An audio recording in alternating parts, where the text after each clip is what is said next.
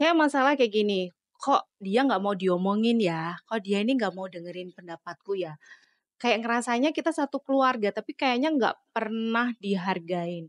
Akhirnya yang jadi problem ini pola komunikasinya yang nggak efektif. Sesama saudara, tapi nggak saling diucapin. Mereka punya ekspektasi apa, harapan apa, problem aja apa, nggak mau disampaikan. Kenapa? Karena ngerasa nggak enak, karena saudara sendiri. Ini muncul karena memang campuran kita punya luka terkait dengan masa lalu kita, punya trauma yang belum selesai.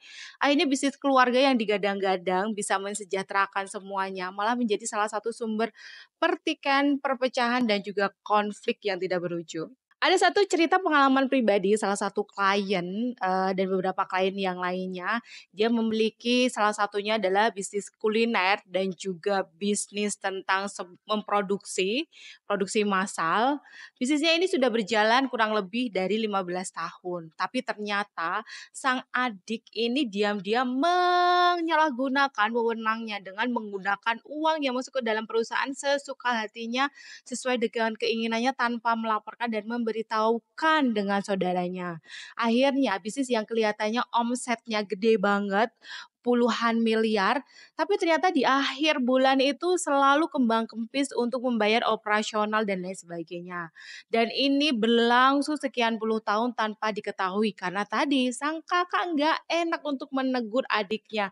Ya biarin ajalah, paling juga untuk kebutuhan pribadi. Ternyata seiring berjalannya waktu, kondisi kasnya ini minus dan ditelusuri ternyata sang adik ini punya kebiasaan buruk dan ternyata sang adik ini nggak mau ngakuin dengan kesalahannya, malah nyari kambing hitam biar dia nggak disalahkan dan tidak mendapatkan sanksi. Akhirnya yang dirugikan siapa?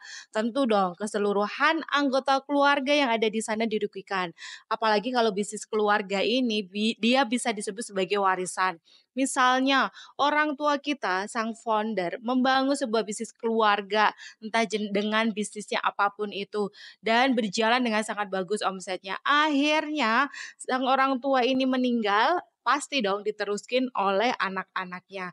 Dan ini bisa disebut sebagai warisan dan biasanya dibagi sesuai dengan jumlah anak yang ada.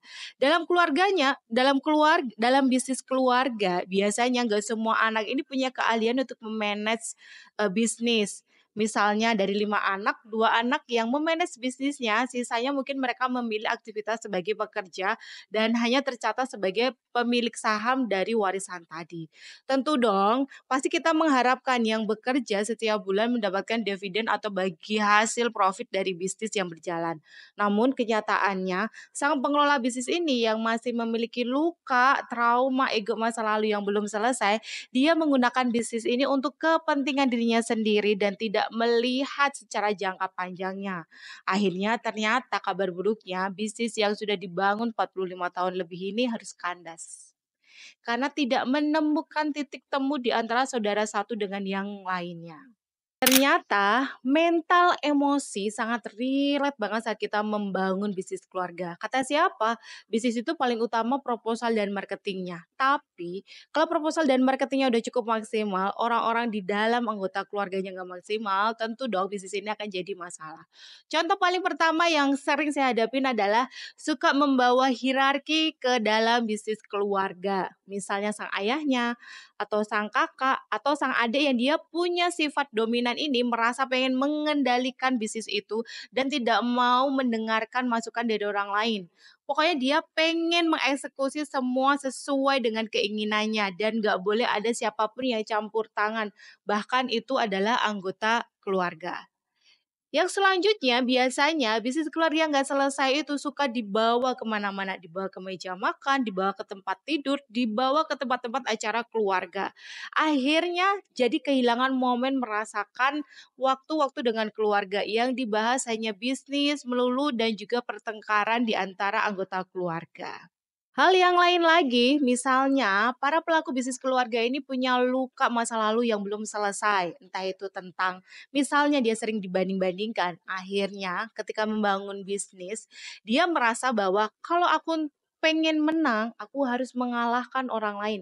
Karena dia terbiasa di kompetisi. Akhirnya dia merasa bahwa hidupku untuk menang itu selalu mengalahkan orang lain. Dan ini sangat melelahkan, karena dalam bisnis itu terkadang kita nggak bisa mengalahkan orang lain, yang ada adalah kita perlu mengajak kolaborasi orang lain, bahkan dengan orang yang kita sama sekali nggak suka.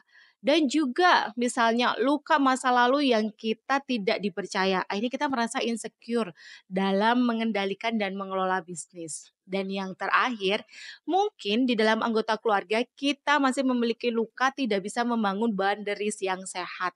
Kita menjadi seseorang yang people pleaser, selalu pengen menyenangkan orang lain, nggak bisa melihat mana ini batasan keluarga, mana ini batasan profesional. Semua dicampur adukan jadi satu.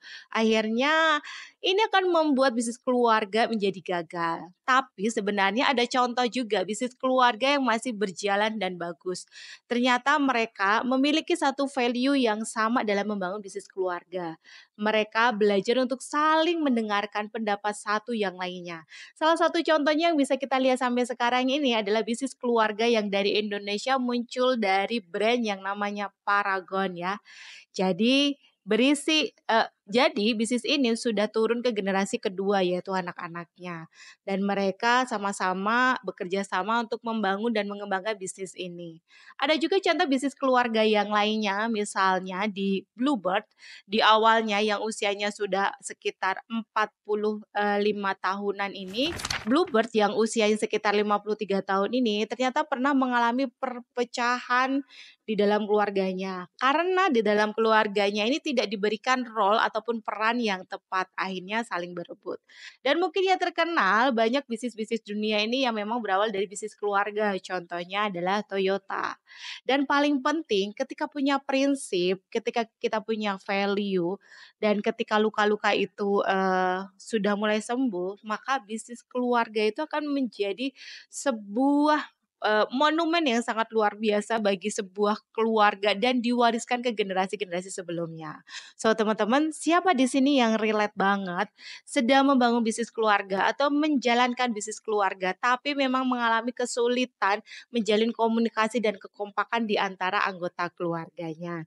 Kalau kalian ngerasa seperti itu, solusinya gampang banget sih. Kita bisa mulai dengan memperbaiki kondisi mentalnya, atau kalian mungkin bisa cerita pengalaman kalian gimana sih caranya kalian bisa bertahan mengelola bisnis keluarga yang mungkin banyak perbedaan, atau kalian juga punya tips-tips gimana sih caranya kalian mempertahankan bisnis keluarga yang sukses?